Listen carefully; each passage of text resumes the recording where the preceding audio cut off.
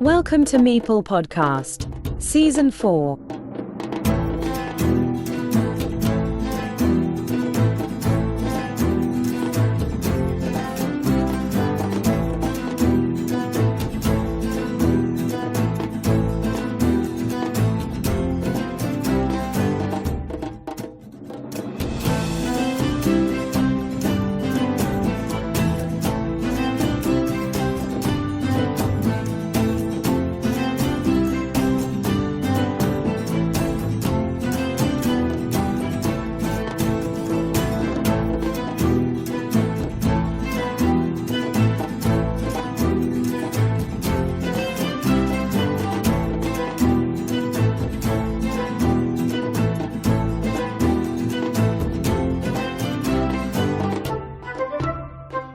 Hi everybody, with us on Meeple Podcast, someone you know if you often play Carcassonne on Board Game Arena.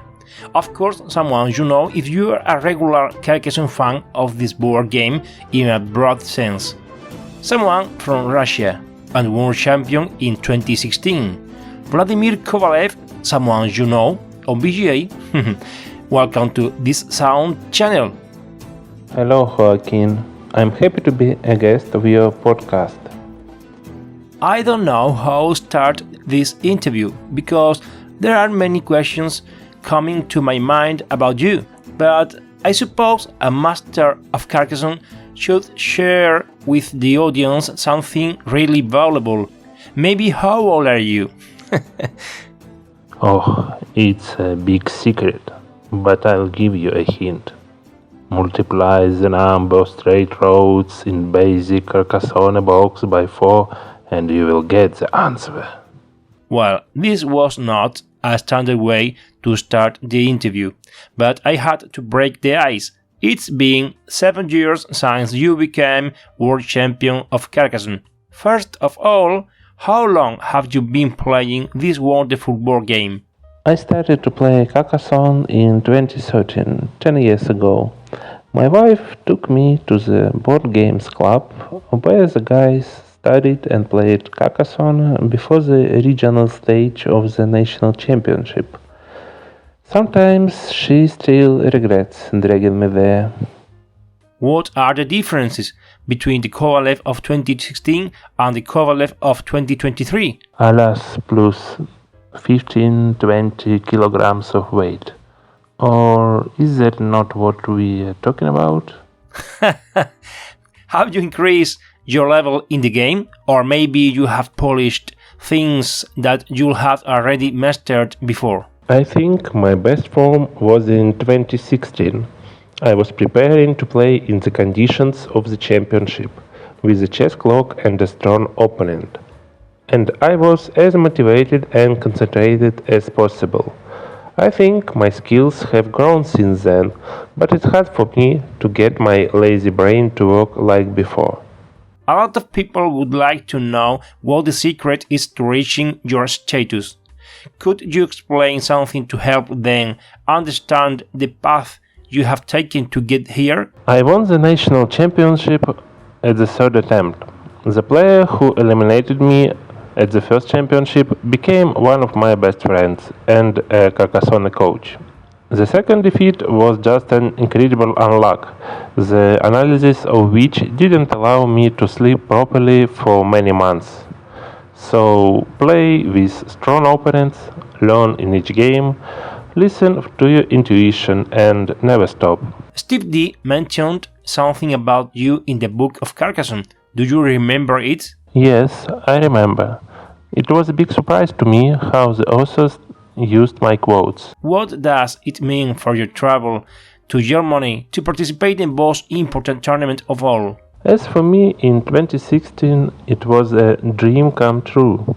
After that, it's more of an excuse to go on a trip and take part in a community meeting. Carcassonne can be loved and hated in equal parts. Luck is often responsible for that, but not everything depends on luck. If you are not focused, if you don't prepare enough for such an event, if you don't think positive, you probably won't achieve a good competitive result. What part of chance do you think really affects a player of your standing? There are a lot of strong players in the championship who claim to win, and yes, luck will be a very influential factor. Therefore, it's necessary that nothing interferes with your luck. Fast counting of tiles and points and proper use of time become key skills. You, the Russian players, have a great team to face online tournaments like the WTCUC, and in fact, you have always been in the top 3, second place in 2020, 21 and 2023, third place in 2022. Also, on an individual level, many people feel scared when a Russian player appears in front of their screen. Yes, we have a very strong team, but unfortunately the last national championship was in 2019, and it is difficult to develop a community and educate new champions without such major events. Anyway, this year China was the best at the end. Yes, the Chinese team is very strong, but I hope that losing in the quarterfinals will motivate the best Japanese team to return to the next championship, and we will see even more high-level matches. In Arena Season 3 and 8 in BGA, you took first place. Tell us what this achievement means to you and what are the keys to compete in this kind of tournament. These wins give me the feeling that statistically I can play at the highest level, and that I spend an incredible amount of time on the game. However, winning Season 8 was on a very long win streak. I think I played no more than 60 games for the whole season. What does BGA mean to you? BGA is a collection of board games that fits into a phone, as well as a social network for playing these games and having fun. Do you like much more to play online or face-to-face? It is a completely different experience. Online is faster and more relaxed. Live is more emotional and competitive.